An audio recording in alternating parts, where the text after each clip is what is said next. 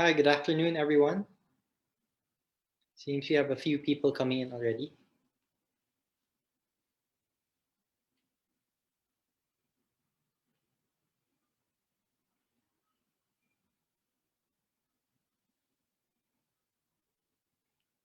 Just give it a few more minute or a minute or so to let others come in.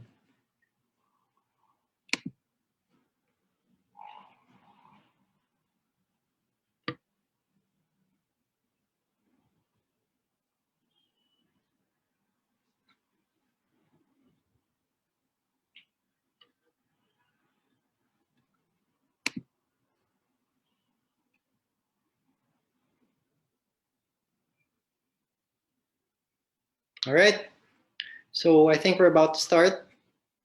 So I hope everyone's having a good Saturday afternoon, and I hope it's a good weekend. I'm here today joined by my co-host Rayne, and welcome everyone to the fourth session of Career Conversations with the Metamorphosis Group. So my name is Jamzo Weta. I'm the current head of credit and risk at a local fintech startup, but at the same time, I'm a career coach and I work together with Danica and the Metamorphosis Group. I'm joined here today with my co-speaker and co-host, Rayne. Rayne, would you like to introduce yourself? Hello, everyone. A pleasant afternoon to all of you. So, my name is Rayne. I'm also a training partner of the Metamorphosis Group, and I'm currently the training and business manager for the Institute for Integrality. So, you'll be seeing more of me later on. So, thank you, Jam. Thank you, Rayne. So I think some people are entering the room. Just let them in. All right. So before we begin, today's session is about understanding the social psychology of a job interview.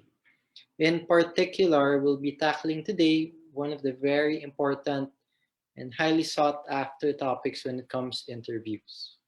We will be tackling more of the social psychology when it comes to salary negotiations. Okay? But before we get to that, let's just go over a few house rules.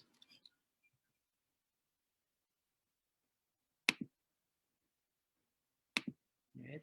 So here are just some housekeeping rules so that we can keep order for the duration of our talk. Um, so just be on time, right? Mute your device if you have no questions or you have nothing to say, so that the speakers can present properly. If you have questions, we do have a Q&A portion after the talk. So around the 30-minute to 45-minute mark, we'll be entertaining questions, and you can drop your questions in the chat box, and we'll be discussing them later on. And lastly, of course, we'd love to hear about your experience on this webinar. So please do provide us feedback. We'll be sending emails to everyone after today. All right. So I think let's begin. Rayne, how are you feeling today? Oh, hi. Well, I'm excited to have the topics that we will be discussing for everyone who's part of this webinar this afternoon. All right, that's very good to hear, and I'm excited to discuss it with you. I know that you're one of the top HR professionals in the country right now, so it would be great to get your insights. All right. Okay, we'll get to that later. Yeah. I'll be approaching this mostly from the side of the job seekers or those who are applying to companies, and you can be tackling the side of the HR or the hiring managers. All right. Sure. Okay. So let's begin. And I think this is something that's on the mind of many professionals. How do you effectively negotiate your asking salary? And I think many of us have encountered this problem during our job search, whether it's through an interview that we did pass, through a job that we currently have, or perhaps previous jobs which we failed to get because there was a mismatch in the negotiations when it comes to salary. So this is definitely something on everyone's mind. And what I'll be teaching here today are some of the personal tips and tricks which I've learned over the past uh, close to a decade now of being in the professional industry. So like many of us here, I've been through the job hunting phase. So I'm on my third career already. So I know what it's like to go through the interview rounds. I know what it's like to discuss salary. And I also know what it's like to feel that disappointment when you don't get it at the end. Or perhaps you're offered something that doesn't meet your expectations. So I know how many people feel when it comes to that. At the same time, I've been on the other side of the hiring table, so I know what it's like to give out job offers, to negotiate salary as well. So I'll be teaching here today what I've learned over the past decade so that job seekers have a better chance when it comes to the job market. And really, today is about power relations, right? How can you put the power back in your hands as a job seeker? So, everyone, listen up. I'll be giving some tips and tricks over the next few minutes. The first thing that I'd like to discuss with everyone is called benchmarking, right? When someone asks you, what's your expected salary? You need to come there with an answer. And many times, we don't know what that answer is, right? Sometimes we quote our last salary. Sometimes we quote some dream number that we have in our heads. But how do you really negotiate when it comes to your asking salary? And I like to teach one of the things I've learned over the past decade or so. And this is in terms of benchmarking, right? You need to have some kind of rationale when it comes to the hiring table. So, what salary are you presenting? And when I talk about benchmarking, you should be benchmarking your expected salary for the position according, you can benchmark it according to what is being offered in the market. And what's being offered in the market really depends on what industry you're in and the company types you're in. So we do know that different industries pay differently compared to the rest. So for example, now it was the pandemic and everything, there were certain jobs that had difficulty. Travel, tourism, F&B, they had difficulties. But there were also certain sectors that were booming, right? Tech, the financial sector, financial technology, e-commerce, these were booming during the pandemic. It's the same thing when it comes to salary, right? So some industries are really willing to offer more to candidates versus the rest. So it's up to you as a job seeker to find out, okay, for this specific company that I'm joining and what industry it's in, what are the typical salary ranges that are being given across this position? So if you're, for example, applying in a tech company, you can expect that your salary is probably going to be higher than if you are applying in a government office or an NGO. Another thing that you would like to benchmark is the type of company you are joining. So we know that in the Philippines, not all companies pay the same, and there are certain companies that pay higher than the rest. So these are the ones that maybe you'd like to look for or do some research on. So for example, I came from the banking sector and I knew that certain banks would pay more than the rest. So multinational banks, top one, two, three banks like a BDO, a BPI, a Metro Bank, these would pay higher compared to, for example, a rural bank, or these would compensate higher compared to companies that were in the bottom 15. So you can do this type of research, right? Really finding out what's being offered in the market, and you can get insights from sources online, right? It's not really that tough to get benchmarks on what's being offered in the market right now. So we have sites like JobStreet. They do set expected salary ranges there in certain positions. You can also find expected salary levels, for example, across recruiters. So in LinkedIn, for example, you will see posts that do indicate the salary level. And as a personal touch, what I do when I'm researching about the company is I talk to somebody inside. So using Facebook or LinkedIn, I will connect with a professional that's working in the company that I'm interested in. And I do an informational interview.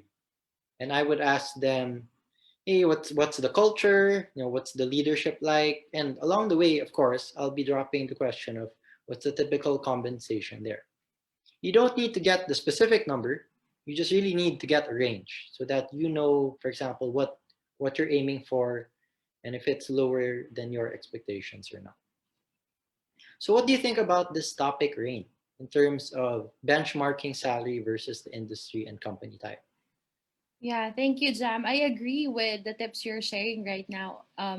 In when it comes to salary negotiation, it's very important to prepare also not only for the actual interview. I agree with the market research. It's very important that you do that because it depends on the industry that you're tapping. Right. And probably what I can add from what you said, if you have to look confident also when you give your desired salary for the job post. So keep in mind two things. Number one, what is your ideal salary? What you Mm-hmm. think is something that's Mm-hmm. very um generous, a generous amount that would make you want to accept the job offer, but also think of your settling rate so that when you're in the interview, you don't get confused, you don't get manipulated because easily you've already targeted two numbers in your mind. What is your Definitely, yes. ideal and what is your settling rate? So Settling there. rate. Very interesting in the Yes. settling rate. Is that like the final rate that you would settle on if ever? In a, yes, but of course, before you give a settling rate, that's why it's very important that you do preparation beforehand, Mm-hmm. so you have a grasp of what the industry is, Mm-hmm. what is its capability of giving in terms of rates, and Okay. also make sure that the settling rate is something that is justified according to your competencies. All right. All right. Thank you for that, Rain. That's very insightful. Sure. So let's get to our next topic, right? So now we know about the market research. I'm going to give a next step, which is really based on your own self. And what do I mean by that? This is a typical question, right? That many job seekers get. They're frequently asked by HR, the hiring managers, what's your salary now? Okay. So, of course, they do have their own KPIs to hit based on your previous salary. And I think they're working within certain parameters as well. But what I would like to do when quoting salary, especially if I'm currently working, is I will quote future expected salary. Okay. So in my mind, and this is something I personally believe all the time, is that I am a top candidate. So when I'm coming to the negotiation table, I know that I'm a top candidate. I have many options out there, and it's really you. It's not me coming to you. It's you coming to me, making the offer to me, right? It's not me asking you for an offer. It's you coming to me for the offer. So for you to get me away from my current job, it would have to be a premium, of course, on top of the current salary. So what is that premium? What is that premium that you put on top of your current salary? What I do is I quote the expected increase in salary with my upcoming promotion in the next performance review. So if I am currently an assistant manager right now or a manager, I will be quoting my expected salary increase when it comes to the next 3 to 6 months during the performance review. So the way it would go is in my next when they ask you, oh, what's your expecting salary? I would say that in my next performance review, I'm expecting to make this much. So I give a range usually because companies do have salary bands for certain positions. So it's not totally fixed that you're going to get just X amount in your next position. So I give a range and I quote, my expected salary 3 to 6 months down the line during my next performance review is, let's say, 150,000 pesos to 200,000 pesos. So that gives them leeway to negotiate as well because they could be negotiating from that bottom range and from that top range. What do you think about that, Rain? I actually agree with what you said that it's good that you think that you're a top performer That's why I mentioned earlier that it's very important that you assess yourself, because in Mm-hmm. that way you will be able to see your value. So before you go into any negotiation or meetings and interviews, it's very important that you assess what are your skills, what are the things that you think can really contribute, that can help contribute to the organization, because it builds up your confidence whether you're conscious about it or not, Yes, right? definitely. Yeah. And that's your basis for the next performance review is also a good indication, because at least there's a basis for the rate that you're asking. But another thing you can also do is probably you can project your current salary to like 20 to 35% Okay. increase, as you consider also, for example, inflation. Of course, the starting rate 5 years ago is definitely different from at present, right? Definitely. Definitely. Yeah. Definitely. But yeah, so I think that's it. You have to really feel confident. And the one way to do that is also not only to just assess by yourself, you can ask people you used to work with, you can ask um, your friends who are recruiters, HR people, or sometimes you can also, it's very popular now. Because it's highly effective that you also get coaches to help you make decisions. So Ah, there are yeah. a lot of things that you can consider so that you would know your value as a contributor to your future organization. So that's for me, Jam. Thank you for that, Rain. And I definitely agree with quoting a certain percentage increase on top of your current salary. Because if you work, for example, in some local companies, they do just increase your salary by usually by inflation rate, so three to Yes, 5% per yes, year. So you yes. aren't really earning more with those salary increases. You're just earning The what the value cost of of your, money is. so Yeah. yeah, agree, yes. So definitely you need to put some premium on top of what you last earned. Okay. So our last topic when it comes to salary negotiation is the concept of leverage. So what is leverage, right? Uh, what people need to understand, it's the job market is a market, right? And the market is typically composed of buyers and sellers. So for example, you have you well, as job seekers, we are suppliers of a certain skill or value, right? So when you go to the business world and companies, for example, there are certain entities that have more power than the rest. So let's take, for example, SM Corporation. SM is a very big buyer, and the suppliers of SM are usually smaller companies, right? So to get the sales of SM, you usually need to succumb to certain terms. So if you're a business person working with SM, you're usually getting credit terms of 90 days plus. So you get paid 90 days later. So that's from a buyer supplier point of view, right? You can see where the power relationship really is. Now, there are certain areas where the suppliers are the ones who have the power. Think, for example, of a service that everyone is using, a supplier, a Shopee, right? Everyone is using Shopee. Shopee is so powerful right now. They've gotten you hooked. They are a supplier of a service and of products, but all the buyers are hooked onto Shopee, right? So that is the typical power relationship that is with the supplier from the supplier's point of view. So in terms of leverage, as a job seeker, you are a supplier of goods, and I'd like to teach you certain ways of putting that power and leverage back in your hands. Now, the first thing I'm going to teach is really the mindset, right? The mindset of you as a job seeker. Okay. So if you are, for example, actively seeking for a job, my personal trick is I will come to the offering to the negotiation table with 3 to 4 other job offers.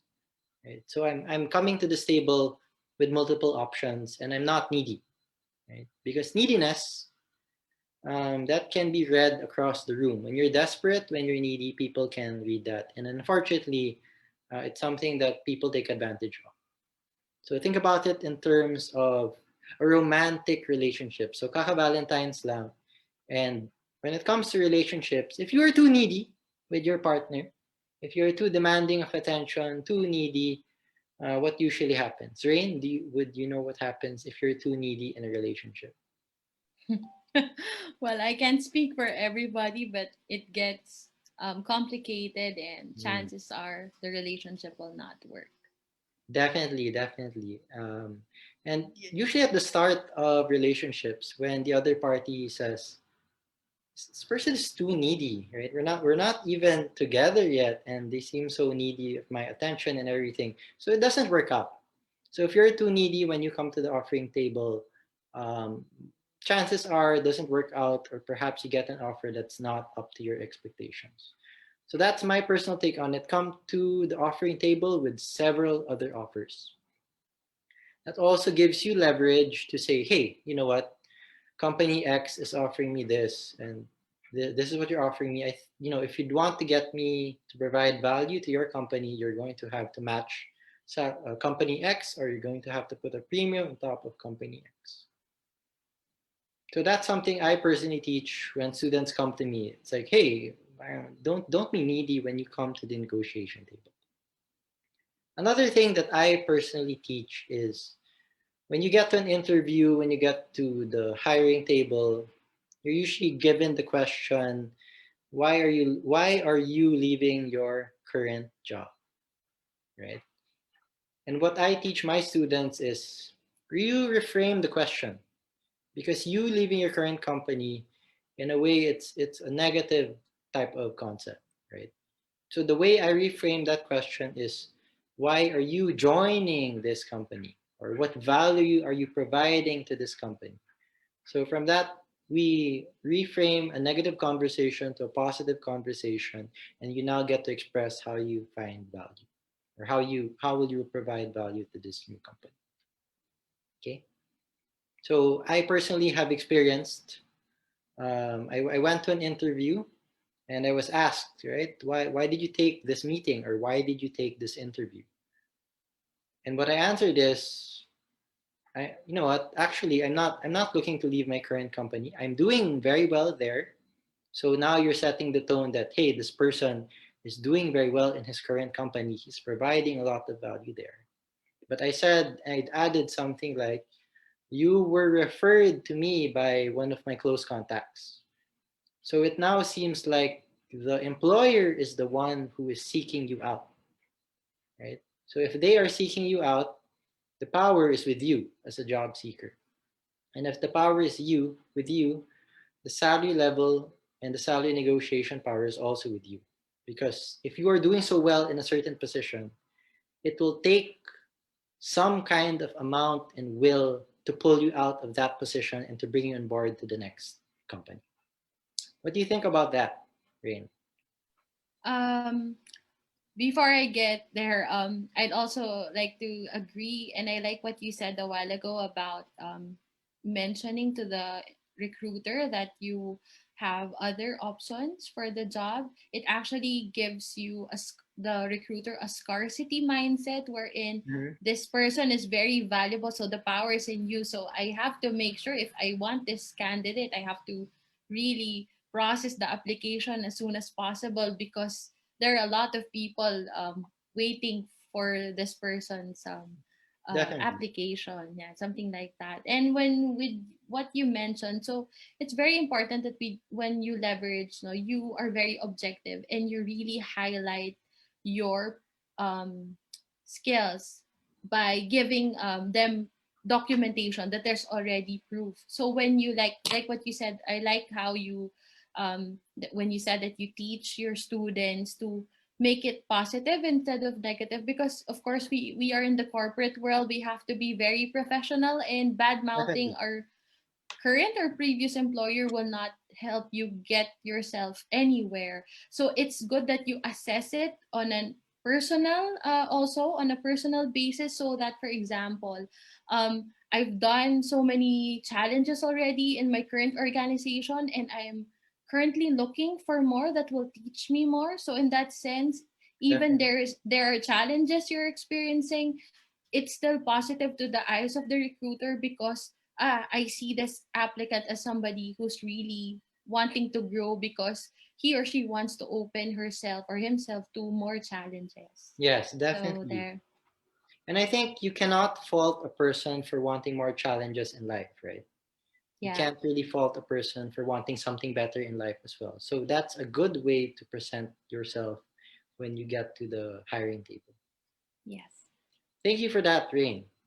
So we'll get to our next topic in a bit, but does anybody have any questions? Just feel free to type it in the chat and we'll get back to you in a few minutes, okay? So our next topic is really more of a brush up. It's a lighter topic compared to the first one, and it's really how to present yourself when you get to the interview table. Right? So, I mean, how do we present ourselves in interviews? So, in the past, everything would be face to face, right? So, body language, tone of voice, eye contact, those would be very important in the past. Of course, in the current, a lot of the job interviews and the salary negotiations are done over video, but the same concepts apply. Tone of voice, body language, what you wear, eye contact. In fact, even eye contact can be seen across the screen. So if you're looking somewhere else, people will know that. So the first thing I'd like to teach when it comes to how to present yourself to interviews is dressing for the occasion. And this is something that I personally learned when I went to an MBA abroad. What they told me is it is the safest thing to do is to overdress. Because if you overdress, you can always take out certain components once you assess the other person. So I would go to interviews in the Philippines. Okay, so of course in the job market abroad, you should be very formal. It's a suit and tie type of culture. But in the Philippines, depending on which companies you go to, it may be okay to wear a shirt and tie, or if depending on some companies, you will need to wear a suit. So it's the safest thing to do is to overdress. So come to the interview table with a suit, with a coat or a blazer for the girls. If you're a man, please do come with a tie and long sleeves.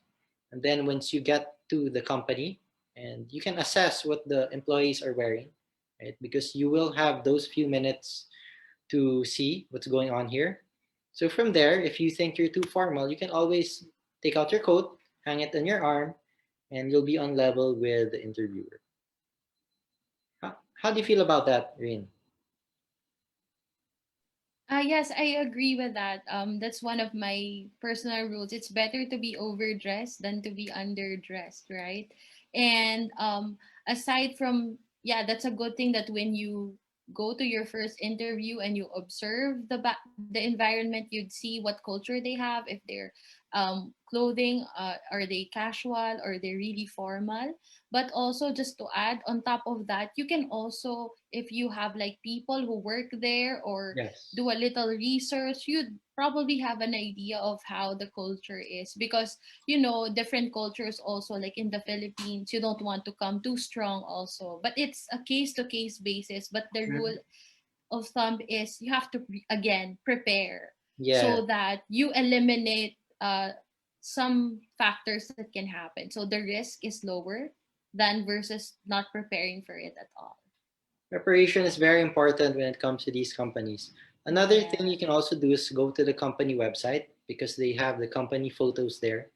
So if you see that in the company they're suit and tie or they're wearing shirts, then that gives you ideas. Okay, this is a corporate. This is very corporate, or perhaps this is startup. So jeans and shirt are fine, and that's going to give you an idea when you come to the interview. Yes. And just to for a while, I see comments in the chat box. So don't worry guys, we'll answer them after we're done with our talking points, and we'll get back to your questions. All right. Thank you everyone for the questions. Just keep it coming, and we'll get back to it in a couple of minutes. So the next step that I have when it comes to the interview is body language. Right? Body language says a lot about a certain person. So if you study Maybe psychology, or there are certain positions that represent certain emotions. So, for example, having your arms crossed, can't see it here on the screen, but having your arms crossed represents closed, being closed, right? Or distrust at times. So, for example, if you're slumping, it doesn't present confidence. So, you want to be confident as a job seeker when you get to the interview table. So, body language, have a proper body, straight body, your tone of voice, right?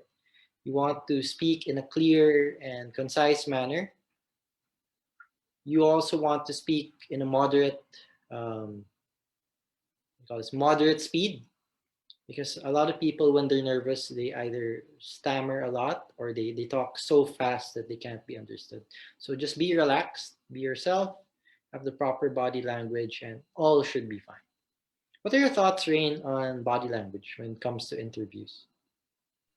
I agree, no? So being somebody who studied the behavioral science, yes, the more open your gestures are, the more positive it looks and appears Mm-hmm. to the person you're talking to. And also, I just forgot to mention, and when it comes to appearance, not only when it comes to dressing up, no, sometimes again, preparation is very important because you can actually try before going to an interview. Do Mm-hmm. a mirror check how you look. Do you like the image that you're projecting by how you look? And then you can also practice some lines on how to discuss your point so that when you're there, no, not everything is spontaneous because you're really prepared for the Definitely. meeting or the interview. And probably I can add also to dress code would be the choice of colors. So there's also color psychology, like it's safe to be classy, so you can stick with neutral colors. But if not, no, check out the impact of colors in color psychology. Like brown usually connotes sincerity. Okay. Yeah. Interesting. Something like that. Yeah. So that's the reason why you see the brands and other things, they have a certain color because it conditions the mind to a specific trait. So you can check that on. So neutral colors are highly recommendable for that. And then for body language, yeah, I agree. Especially when you're doing a virtual interview like this one. So Yeah, imagine if you're not prepared, so it shows you didn't prepare for definitely. the background, you didn't do so much makeup. It's obvious that Definitely. the background is so noisy. It means you just went to a corner and just had the interview. So doing preparations, no matter how small or big they are, it actually helps. And then it's a good thing. For example, we're using Mhm. Zoom now. There are a lot of features that can help beautify yourself or your background. So you have to learn about it also because these are Definitely. things that unconsciously really affects the interview process or for whatever purpose you're meeting with someone. Thank you for that, Rain. Those are very beautiful tips. And something I'd like to add, since everyone's working from home, it's not realistic for everybody to have the perfect background, right? Sometimes you will have kids running around the house, or perhaps your partner or spouse is doing some chores in the background. I think a little noise is okay.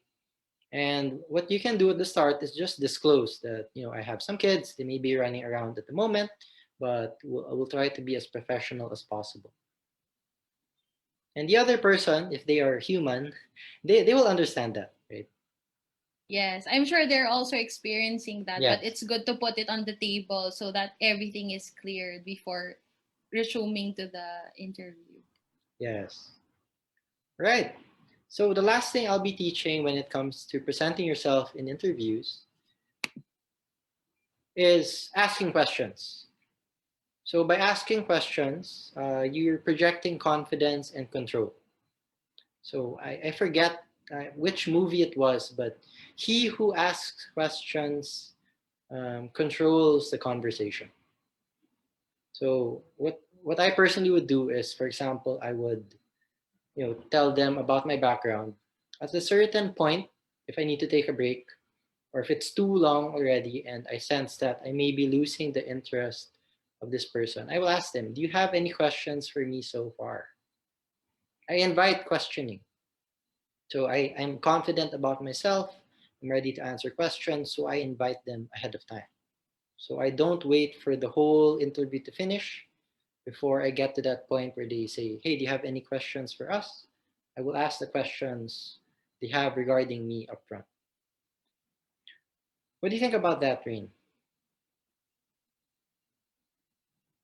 Yeah, I think that's good because it really helps you during the interview process. Mm-hmm. Um, so I guess that's good to follow, and that's effective. And also, it's good that, again, I will always reiterate, preparation is very, very important.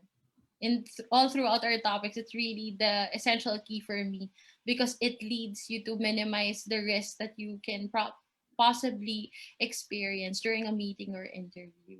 Yes, definitely, definitely. So thank you for that, Rain. And I think that brings us to the end of our topic for today. But of course, we've allotted time to answer questions from our beautiful audience. Yes. And Jam, if I can just Sure. add, sorry, regarding the asking questions, there are four C's that you can take note of when during the interview, the recruiter asks you, "Do you have any questions for me?" Yes. So you can focus on these four aspects. Number one is how to connect with the recruiter, Okay. how the culture, the challenges, and the closing. So when you do the connection, it's basically getting a perspective of the organization based from the person you're talking to. At the same time, it's good also to build rapport with the recruiter because whether it becomes a successful interview or not, this person becomes a connection as well. So Okay.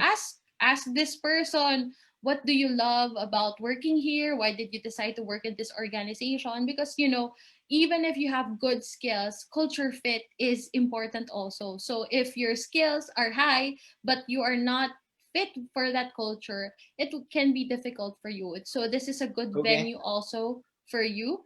And also the culture, as I've mentioned, culture. So ask questions that would give you an idea of what kind of culture does that organization have. And then Mhm. same goes with challenges so that you would know, for example, what's the biggest challenge that the company had. We had to work 80 hours straight because Oh, of wow. something. So that gives you an idea. Oh, Yes. do I Yes. want to be in Definitely. this company? Because remember, the power is not only with the recruitment. You also have to have the power to choose what job you want to Yes. no go for, right? Because we spend so many hours working, and it's difficult to work for a job that you don't enjoy and passionate Oh, about, yes. right? And then lastly is closing. You have to know what are the next steps, so you have also a gauge if it was a successful interview or not.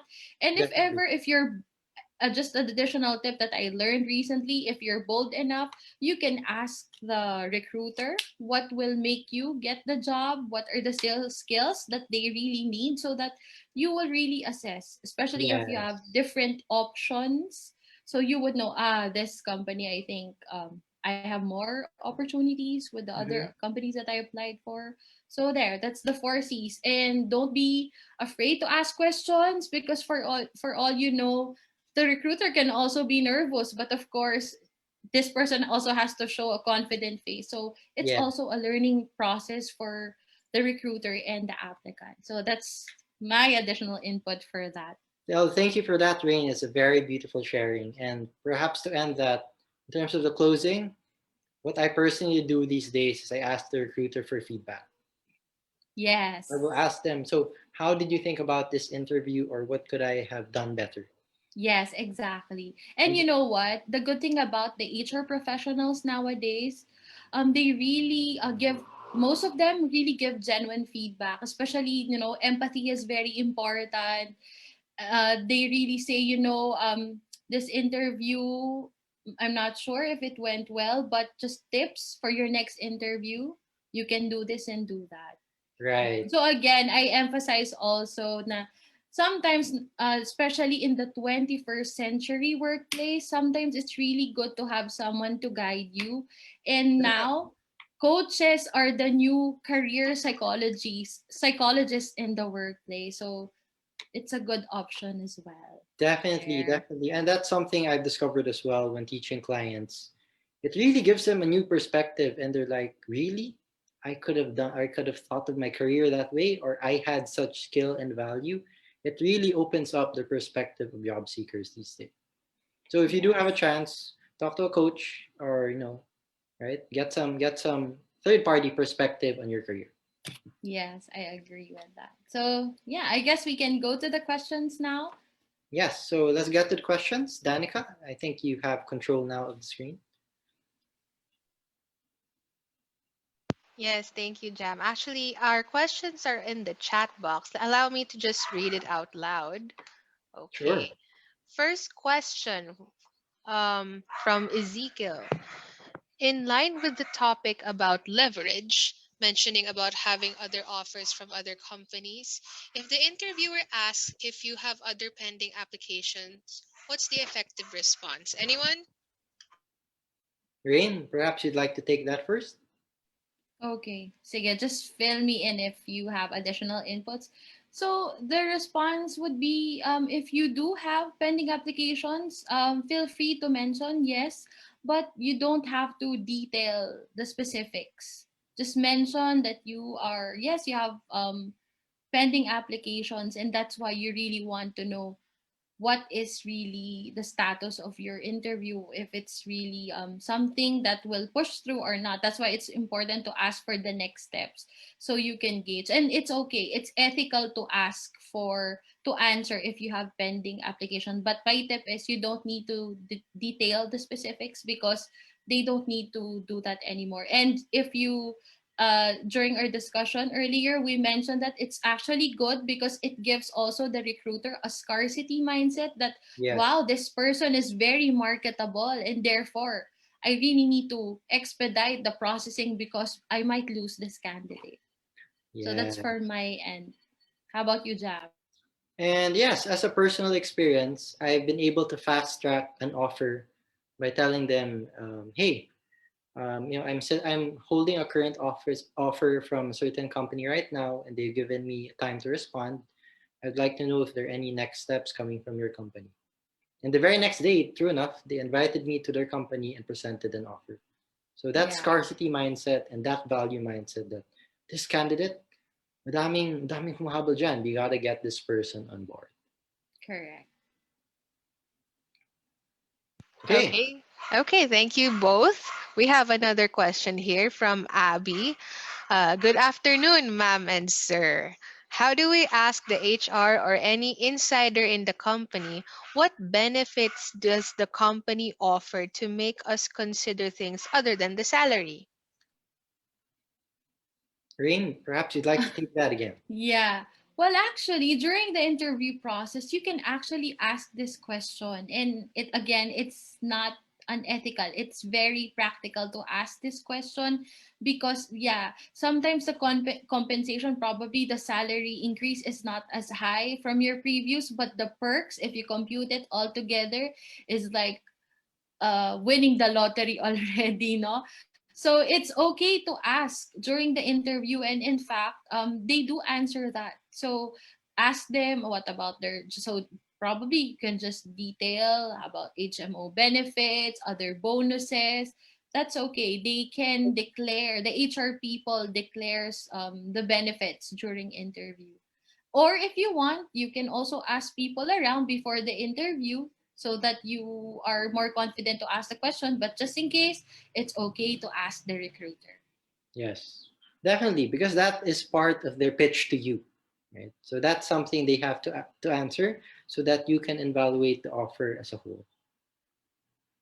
So what I would do is maybe before coming to the interview table, I will talk to insiders in the company. Of course, I don't ask them outright, "Hey, what's the benefits here?" What I will do is I will engage them in an informational interview, ask them about the culture, the challenges, the people, and along the way, it comes up, what are the benefits? Sometimes without you even asking, it's offered to you. So that's something that you can also look into. All right. So we have I another think, question. yeah, we have another question. Actually, we have a question from a different channel Oh, okay. from Darwin. All He's right. asking, how do you say your weaknesses to your recruiter without degrading yourself? Oh, very interesting. And I think that's a question many people struggle with. So when I say my weakness, I tell them something that I tell them a weakness that can be worked on, right? So there are certain weaknesses in life, and if it's really character oriented, that might not be something you'd want to present because character at this point in time is hard to change. But if it's something workable, then I will present that. So an example is I recently said this in my previous interview for the job I got now. What they told me is, what support do you need? So the what support do you need is another form of what weaknesses do you have and how can they help you. So what you need to understand about that weakness question, they are not there to hunt out your weak points. They're there to see what do you need help in and how can they support you in it. So the way I answered it is, sometimes I struggle to express my thoughts in a large room or a large setting. So I'm highly introverted. I don't do very well in, for example, group meetings of 10, 15 people. And if you ask me my thoughts there, I might not be able to express it properly. So that's something I said in my interview. That's something I need help on. And the hiring manager offered his support. So now I even gained a supporter within the company that, okay, this is what this person needs help in. And he's aware that if you do present that in the future, then he's going to support you.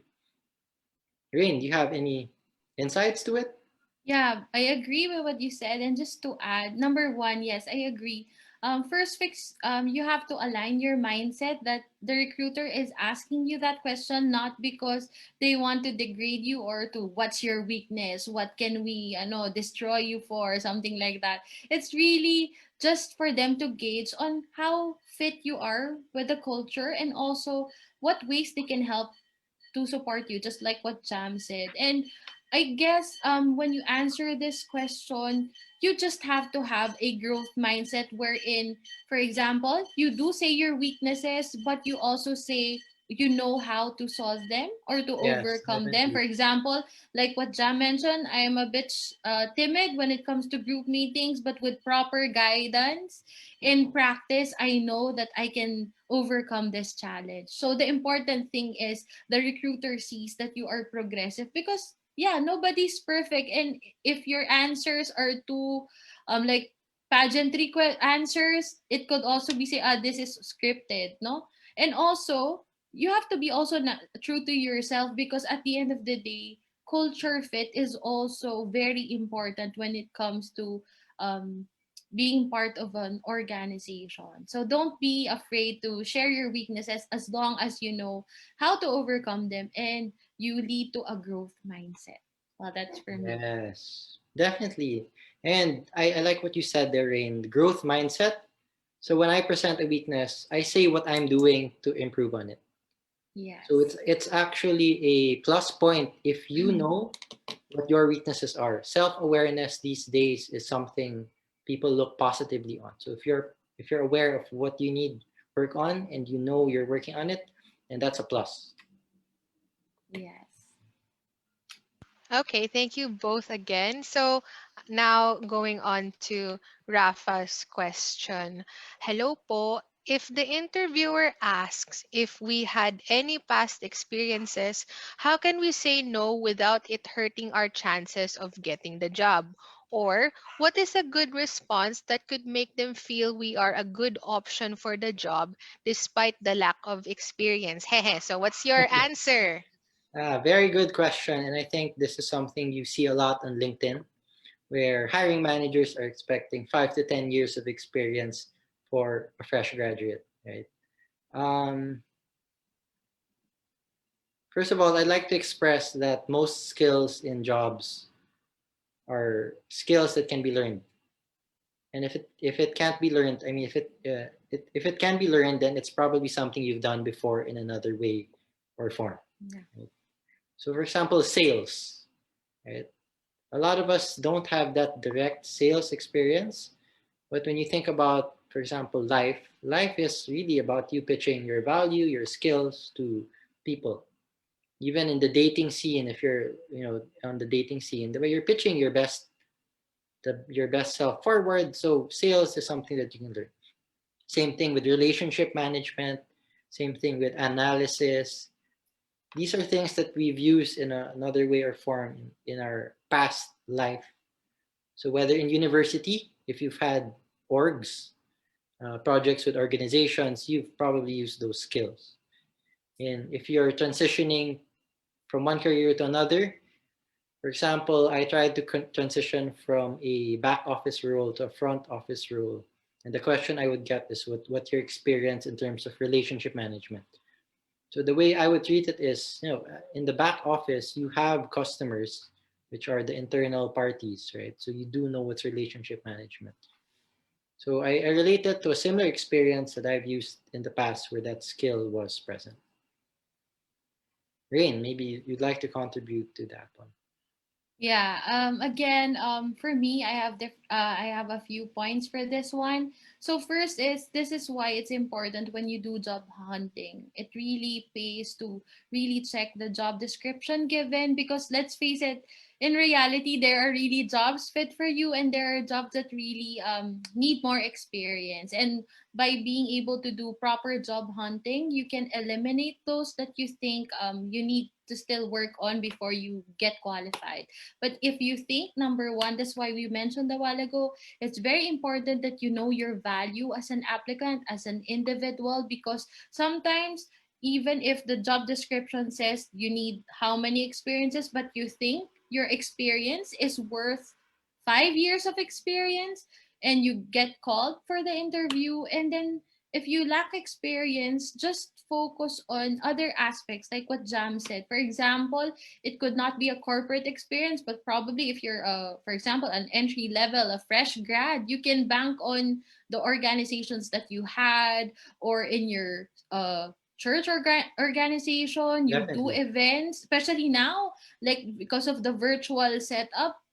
Church organizations now are very techie, so that Mhm. experience is also a good contribution to that. So there, so it's really a trial and error, but as long as you're confident, as long as you know your value, if you don't have much experience, bank on other non-corporate experiences, or if not, just give your skills. And when you say, for example, you don't just say you're passionate, you give an instance where you were able to exude that trait, so that they would understand your attitude also, because in recruitment it's not only about skills but also the attitude of the applicant. And that is why preparation is very important, because if you exude a confident image, for all you know, even if you lack experience, the recruiter will buy it because they you showed professionalism and confidence. Yes. There. Very nice, Rain. And I'd like to share a personal story of a client of mine, who I coached last August, right? So he's a fresh grad in psychology, so 4 year psychology course, and he wanted to transition to a career in data science. So medyo malabo, no? How is he going to go from psychology to data science? So I told him, parang acquire the skills needed to go there. So he started learning Python and SQL on his own through the many online resources. So he took a paid course for 5 to 10,000 pesos, and in 3 months he learned the necessary coding skills. And then he built relationships with people in data science. So he got more insights. He built relationships with hiring managers. And at the same time, he started to express his thoughts as a thought leader in data science. So using LinkedIn as a platform, he would talk about data analytics, data science, and he would program on his own small applications, and then he would talk about them on LinkedIn. So he was able to get a job in a upcoming startup as a data analyst, right? And many of his course batchmates who took 4 years, right, who took 4 years in computer engineering course, he was able to do it in the 3 months of working on himself and his skills needed to get to that role. So these are examples of things that you may not be working and getting direct experience, but you can gain the experience needed through other forms and practice. Yes, Okay. I agree. Okay, thank you again to both of you. So we have another question. from Nico. What is your best advice to those individual or applicants who wants to transition their career into another position? So I think the context here is Mhm. he wants to go into another position, but the recruiter thinks that they're more fit in their current position. So they'd rather just profile him to a position he's already familiar with. How do you address this question? So Nico, maybe you can type there what certain position are you going from and what position are you going or targeting to, Yeah. so that we have an idea. And I think your sharing a while ago somehow answers the Mm-hmm. question from data science, right? Yeah. Yeah. Um, a lot of it, Nico, is also banking on what I call transferable skills, right? So if you have, there are certain skill sets that you're using now, which are applicable in the target company that you're working for. But it's not all about skills. Eh. In the practice I teach, I also tell clients that look, it's not all about skills, resume, hard copy stuff. It's also soft form, building relationships. Because if the hiring manager or the HR trusts you and they know you, they'll be more likely to trust you also with that new role. So build relationship with people, through Facebook, LinkedIn. There are many ways you can do this already. And that's going to set you apart from the competition because the competition right now, they're mostly approaching this from an application point of view. So you submit a resume, end of the process. But Yeah. for us, we teach extra steps so that you can get closer to the end goal and get closer to the people who are hiring for those positions. Yes. And I think if it's an interview and the recruiter sees you for a different position, you just have to assess it first. And if you are okay with it, that's fine. That's why it's a good thing to have a career path so that you can align it there. It's okay to say no, especially if that's not what you see yourself in.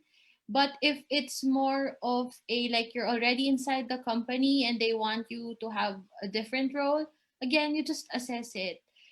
Just to share, no, I'm actually I applied for integrality for a training post, but because of the pandemic, I was also assigned to the sales aspect of our Okay. company. So it was a big transition, but assessing what you can do, what skills you have that can make it visible. So I agree to it, and so far, as challenging as things may be from time to time, well, here I am.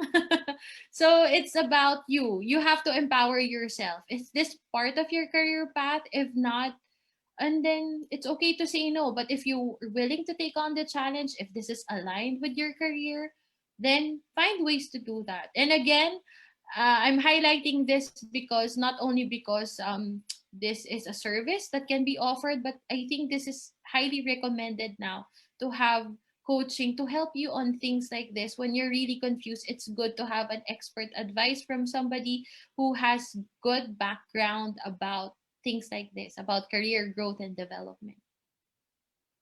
Thank you for that, Okay. Rain. Thank you, Jam and Rain. Would you like to add anything else, Jam? I think just to end, Sorry, before we end, we have two more questions from a different oh, channel. really? Okay. Yeah, I'm sorry about that. So we have two more questions. One question, second to the last question is, what would you say if people tell you that all they have as a leverage is their passion? I'm that's I'm a passion person. Okay, a passion, a value, impact person. I've gotten jobs just on passion. When I'll tell you about my last interview. My last interview was in a Spanish restaurant in BGC. So we ate in a Spanish restaurant. They ordered lunch, and all we did over the 1 hour is of course eating and talking about our passion, right? And our passions aligned for helping Filipinos, the underbanked Filipinos, the underserved financially. And because the passion was so strong, I got the role. I didn't necessarily have the skills, sorry, the knowledge base in the market they were serving, but they knew that I had the skill set just in a different industry. They knew that I was passionate about the business, about what they were doing. So I got the role. So it depends. It also depends on the type of companies you're with, right? So if you're looking at impact organizations, NGOs, startups, they appeal a lot to passion. And that's bankable. Passion is bankable. Passion is something you can bet your money on. Okay, would you like to add on that, Rain? Yes, I agree with Jam. No, passion is not only passion because actually now in the modern era, recruiters hire people for attitude, not really for skills. Because, like I said, there's a difference between being highly competent in terms of skills and competence in terms of being able to match with the culture. So, no matter how good you are, but you're not passionate, you just focus on the skills that you have, but there's no growth mindset in you to develop further, to make better, then I'd rather choose somebody who's willing to learn than somebody who's highly knowledgeable but doesn't want to blend in with the organization. So don't say passion is only passion because passion will lead you to develop your skills, to become better, to be more knowledgeable. That is the foundation of whatever skills that you have now because you chose to Yes. be better. So passion is not only passion. Passion is your foundation. There. Okay. Yes. I Okay, love, very love nice. loving that, Rain. Love it. Love it. And one Okay. of the great examples of passion is Manny Pacquiao, who grew up as a poor kid in Jansan, and he had a passion for boxing. And from where he rose to where he went now, is mostly passion, hard work. So from passion that leads to the other things that will make you successful. Yes. Yes, thank you again to both of your answers. I guess for to be more aligned, I guess with coaching terms, I think passion when it's so strong that it pushes you to make changes for yourself or for other people or for the community, I think it would become a purpose at this point. So yes, Yes, everyone. agree. Yes, everyone. So if you really exhibit your purpose, you can still get the job. Okay, last question. This is a very cute question. So the question is, I have three employers fighting over me, but I still want to do a counter offer. How many times can I do a counter offer? What kind of leverage can I use? Maybe Rain, you'd like to answer that one. Well, usually it's good to only have one kasi it when you do it more than siguro probably three or two, it's like you're I don't know, it doesn't sound sincere anymore. Um I think if ever you have three employers waiting for you, I guess you just have to instead of thinking how many counter offers can I possibly have, think of where do you see your passion go? Where do you find your purpose? And from there, just choose from the three employers where you want to be part of. Ayon. Kasi I mean, actually it's a case to case basis for me because in my experience there are those who were given several, but there are companies who are also I already gave you one chance. If you don't like, then that's it. So I guess it depends. I don't know. Maybe Jam, you can give more insights on this. Very interesting. If you read the book, there's a book by Chris Voss, one of the former FBI lead investigators. Trying to remember the name of the book, but it's a book on negotiation. According to his book, you can counteroffer, not really counteroffer, but you can negotiate up to 4 times. So you can say no to an offer 4 times before it falls out. I don't know if this is a solid rule 100%, but you can try counter offering, but in a different form up to 4 times. Yeah, So I in think that. in a job offer I had, my first counter offer was I quoted they gave me an offer and I quoted my expected salary in my current company. Like this is the current range that it brings me to. So they increased the offer. And then I asked for, do you have, for example, uh, some additional do you have, for example, equity? If it's the startup, you ask equity. So they thought about it. They said no, so they gave more on top of the base. So supposedly you can negotiate up to four times, but I personally don't know if that's like foolproof, but you can try, right? Two, maybe two times. Yeah. But wag mong diretsuhan na, hey, someone's offering me this, give me more money. You also, Yeah. phrasing is also important when you do the counter offers. It's like a process. That's why I said maybe one is enough because I'm thinking also it could be like a simultaneous process now. What if ganto ganto and then we reach to this end na. So do you accept the counter offer or not? Definitely. So yun. Kasi it doesn't look professional also that, so they're giving me this. So now what can you offer me? It's like a really a game already. I don't know. But yeah, I agree with the reference you made, yeah, for but it's like a continuous process before Mhm. you make the final offer if it's a yes or a no. Yeah, but guys, no, there are companies that have a no counter offer policy. So one of the Yeah. previous companies I worked with, they flat out said, sorry, we have a no counter offer policy. Because companies also need to protect themselves. Yes. Because the counter offer process can be so high that the benefits given to a prospective employee or even an employee that's being pirated away, it can get so high and increase the cost of the company that way. Yes.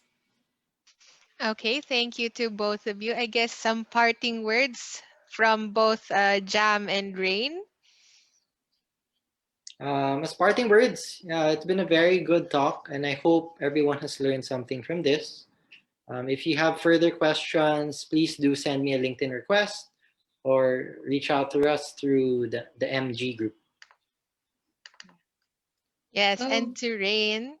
yes, thank you, Metamorphosis, for inviting me as a guest speaker for this session. Thank you, Jam. It was nice talking to you about these topics. And yes, as I've mentioned, nowadays in the 21st century, it's very important na, sabi nga natin, the passion to transform to your purpose. And one way of you doing that is through a coaching session with an executive coach. So just in case you're interested, so we're partnering with Metamorphosis for an executive coaching session. So if you're interested, we have our contact numbers there. You can message me or our company, Institute for Integrity, and we'll give you more information about it.